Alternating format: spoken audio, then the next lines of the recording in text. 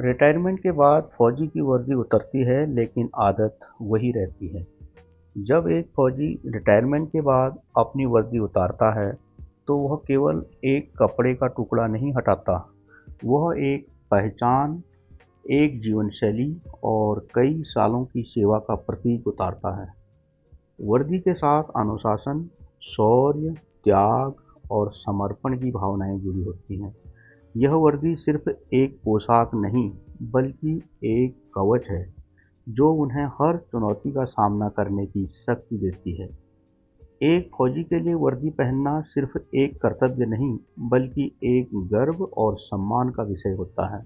यह उन्हें उनके साथियों से जोड़ता है और उन्हें एक ऐसे भाईचारे का हिस्सा बनाता है जो शब्दों में बयां करना मुश्किल है। वे अपनी जान जोखिम में डालकर देश की सीमाओं की रक्षा करते हैं, अपने परिवारों से दूर रहते हैं और हर पल देश के लिए तैयार रहते हैं। लेकिन जब रिटायरमेंट का समय आता है और वर्दी उतर जाती है तो उनके जीवन में एक बड़ा बदलाव आता है। समाज में वापसी, नागरिक जीवन में समायोजन और एक नई पहचान बनाना उनके लिए एक चुनौती हो सकती है।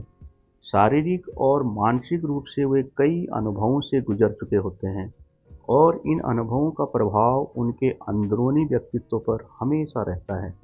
यह सच है कि वर्दी उतर जाती है, लेकिन फौजी की आदत नहीं बदलती है। अनुशासन, समय की पाबंदी, कठिन परिस्थितियों का सामना करने की क्षमता जैसे नेतृत्व कौशल इत्यादि, दूसरों की मदद करने की भावना, ये सभी आदतें उनके साथ जीवन भर रहती हैं। वे अपने समुदाय में भी इन आदतों का प्रदर्शन करते हैं, चाहे वह किसी स्वयंसेवी संगठन में काम करना हो या पड़ोसियों की मदद करनी हो। फौजी हमेशा एक उदाहरण प्रस्तुत करते हैं। उनकी देश सेवा का जज्बा कभी खत्म नहीं होता है। उनकी कहानियाँ हमें प्रेरणा देती हैं कि कैसे एक व्यक्ति अपने जीवन में बड़े उद्देश्य के साथ जी सकता है और अपने मूल्यों पर कायम रह सकता है। फौजियों को तमाम जगहों का भौगोलिक अनुभव भी होता है। वे लगभग भारत के हर कोने में घूम चुके होते हैं। भारत ही नहीं, बल्कि कभी-कभी उनको विश्व के कई देशों में अपनी सेवा देने का अवसर प्राप्त होता है। एक भूतपूर्व फौजी के पास जिंदगी का बहुत बड़ा तजुर्बा और अनुभव होता है। लेकिन फौज के साथ-साथ घूमने के कारण सिविल की जानकारी थोड़ी कम होती है। सिविल में साजो-सामान की क्या कीमतें चल रही हैं, यह उनको उतना पता नहीं होता है जितना कि एक सिविलियन को। आजकल मोबाइल में गूगल सर्च करके हालांकि चीज़ों की कीमतों का पता तो चल जाता है, लेकिन बाजार में कई चीज़ें डुप्लीकेट भी आती हैं। उनकी जांच करने में मुश्किलें भी आती हैं। फौजी की एक पुरानी आदत होती है कि वह जल्दी भरोसा और विश्वास भी कर लेता है।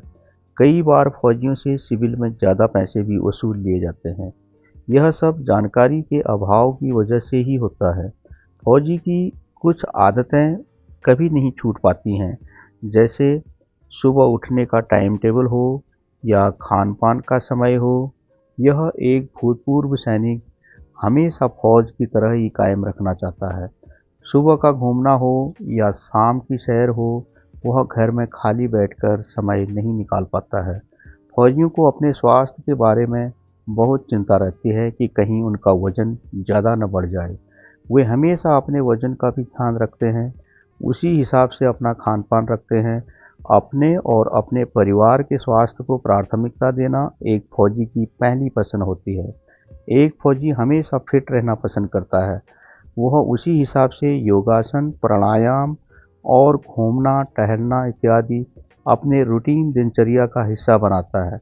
इसलिए अगली बार जब आप एक भूतपूर्व सैनिक को देखें, तो याद रखें कि उनकी वर्दी भले ही उतर गई हो, लेकिन उनके अंदर का फौजी और उनकी आदतें हमेशा जीवित रहती हैं। उन्हें सम्मान दें, उनके बलिदानों को याद करें और उनके अनुभवों का लाभ उठाएं। यदि आपको मेरी वीडियो पसंद आए तो कमेंट कर ज़रूर बताएं।